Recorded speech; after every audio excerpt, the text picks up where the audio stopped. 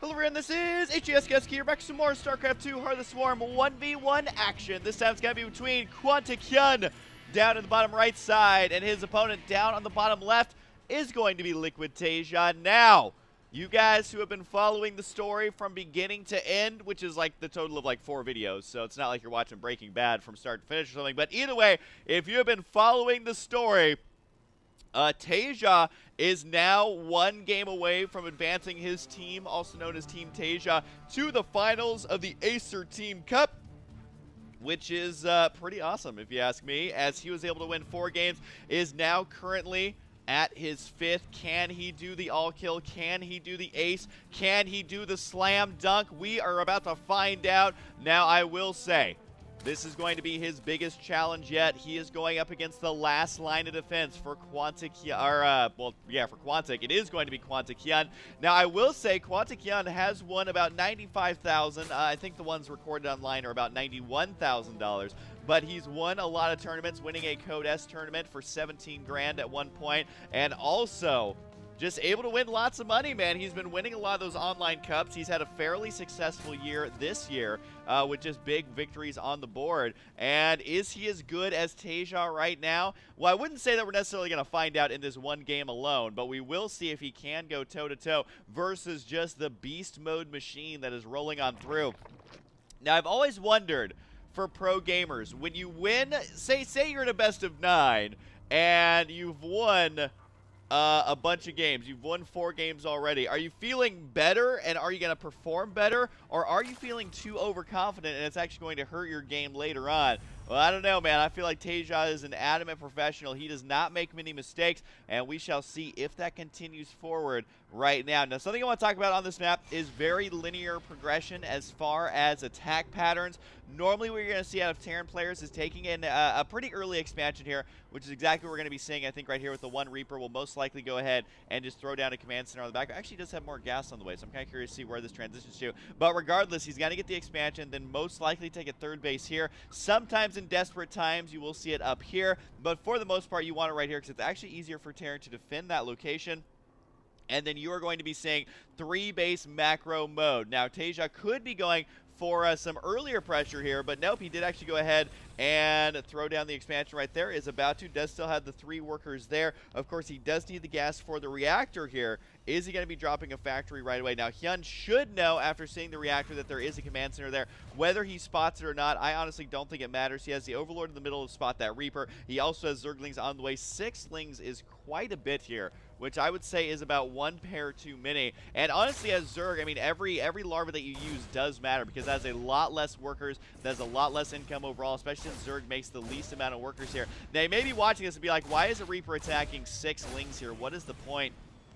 Again, it goes back to what I was saying before, in that larva absolutely matters. Now, Hyun here really wants to try to engage on the creep if possible. He's already lost 1 Zergling, really does not want to lose a 2nd one here. I mean, maybe losing 1 more is okay. It'll free up that 1 supply, but definitely needs to keep at least 4 here.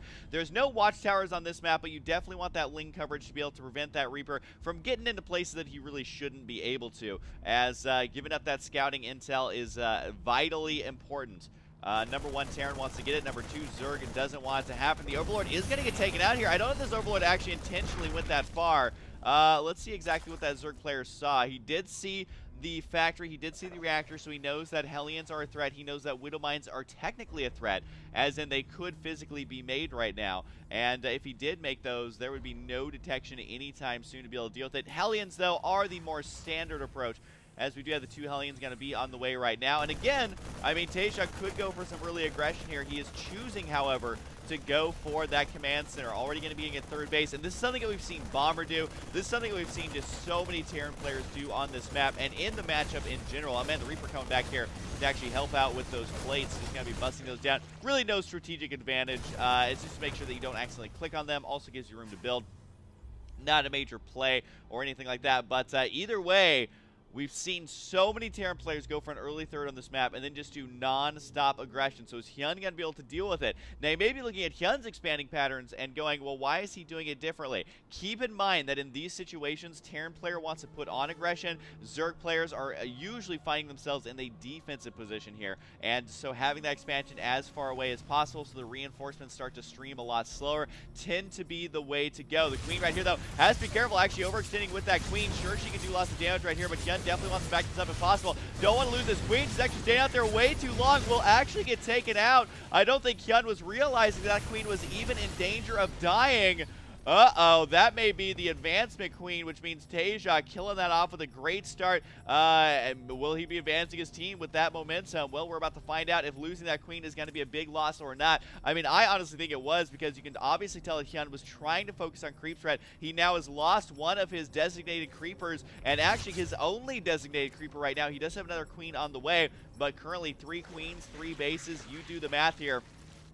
That he does have the one right there in the main base, but that does mean that this hatchery right here is going to be delayed on the larva, which is just absolutely infuriating. And sure, Hyun is able to bounce back here, but he needs to make sure to stay focused here. He's already lost a couple of battles. He lost against the Reaper, I would say. He lost against those Hellions and the Reaper killing off his Queen as well. These are minor things that can snowball out of control very, very quickly. So Hyun needs to focus, needs to make sure to keep his creep alive and just spread it as much as he possibly can.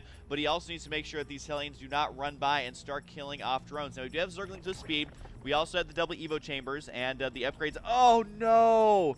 Oh, I hope he catches this. He actually has both of these queued up on that one Evo chamber there. He meant to obviously have it spread amongst the 2. Oh, no. This is a huge mistake. A huge mistake. I was just saying how careful he needs to be, and he's fallen right back into being in trouble. Sure, he killed off a Hellion there.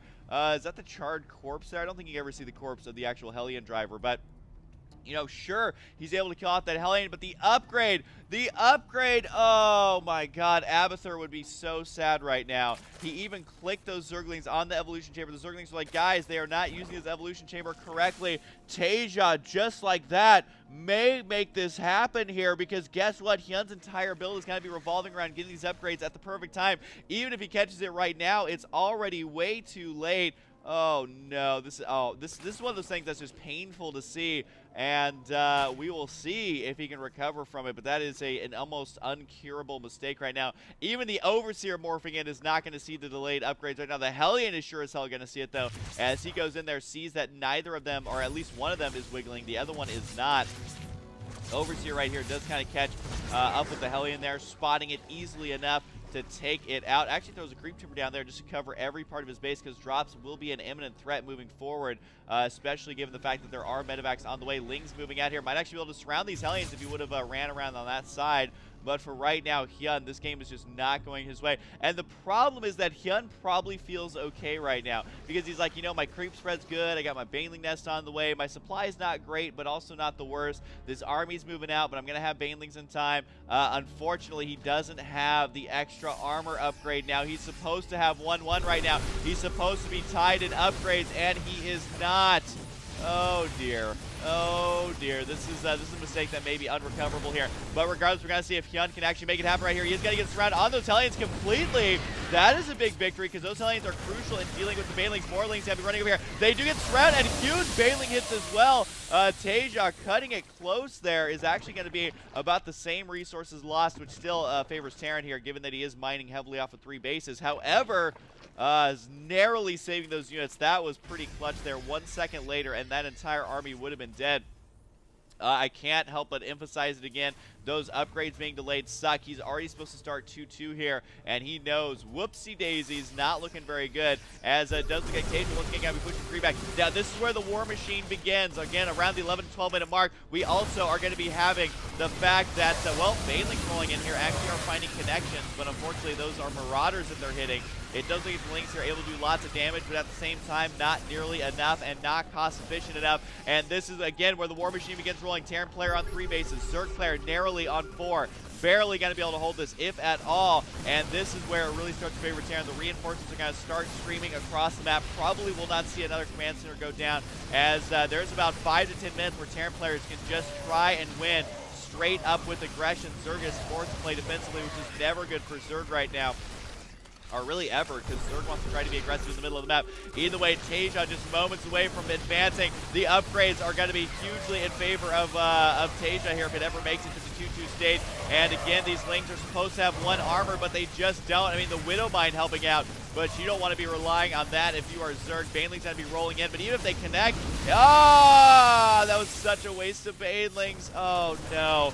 Oh, Hyun is just crumbling under the pressure right now. I almost feel bad. It is my job to finish these games, but at the same time, Taeja just messing mentally with every single player on Quantic, as Taeja may be advancing his team to the Team Story Cup finals at the top 4, round of 4. And here we go. Bailey's trying to roll in there. Again, the connection's just not happening.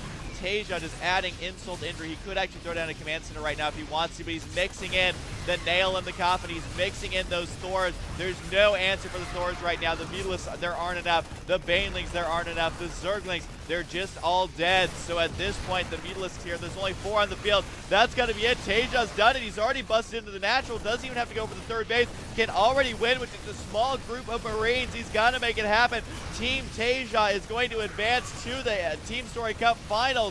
Acer once again putting on an awesome tournament, and I gotta say, Taeja carrying the team in this series. In the best of 9, he had to win all 5. He did it without dropping a single map, and if he would have lost a single game throughout this, he would have been, well, basically their team would have been packing, but now he is going to make it to the finals. Can Team Liquid end up winning it? Imagine the story on that one, as Taeja able to carry his team to the finals. Can the team actually carry themselves to the grand finals? We're about to find out in the near future, as this Team League, man, just booking it right along. An awesome series, an awesome tournament overall, and congratulations to Team Liquid, but most importantly, congratulations to Taeja in his awesome performance here. This is a spectacle at the least. Awesome StarCraft. Hope you guys enjoy it, and I'll see you guys next time.